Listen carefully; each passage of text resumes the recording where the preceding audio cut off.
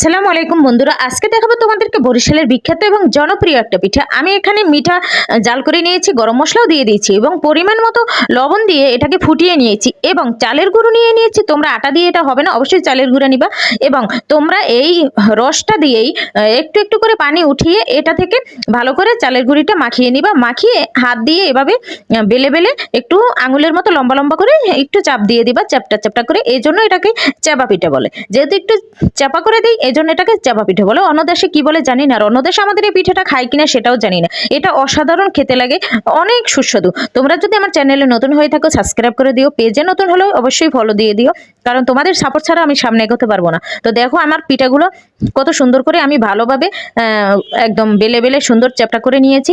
তোমরাও এভাবে চ্যাপটা করে নেবা। এটা রসের পিঠা বলে, যেহেতু রস নেই আমি মিঠা দিয়েই তৈরি করছি, তাও অসাধারণ ছিল। তোমরা এভাবে বানিয়ে খাবা, অবশ্যই ভালো লাগবে।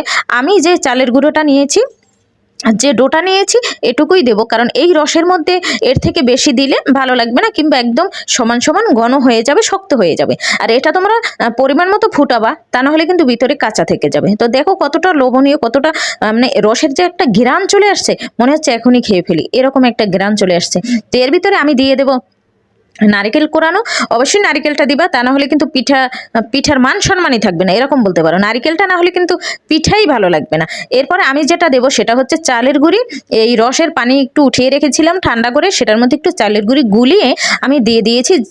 এর জন্য হবে যে ওই রসটা একদম ঘন হয়ে যাবে। তোমরা দেখতেই পাইতেছো আমার দেওয়ার সাথে সাথে রসটা একদম ঘন হয়ে গেছে এবং পিঠাটা একদম কি বলে একদম সুন্দর মাখো মাখো হয়ে গেছে। তো ভালোভাবে পরিমাণ মতো সেদ্ধ করে নিয়ে আমি নামিয়ে নেব এবং লাস্টে দিয়ে দেবো এর মধ্যে আমি জাল করে রেখে ঠান্ডা করে নিয়েছিলাম দুধ, সেটা দিয়ে দেবো। তো দেখো কতটা সুন্দর আর কতটা সুস্বাদু হয়েছিল।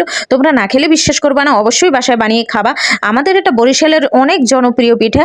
রস বা শীতের সিজন আসলে এটা খাবি, এটা ঠান্ডা ঠান্ডা অসাধারণ লাগে খেতে, খুব ভালো হয়েছিল।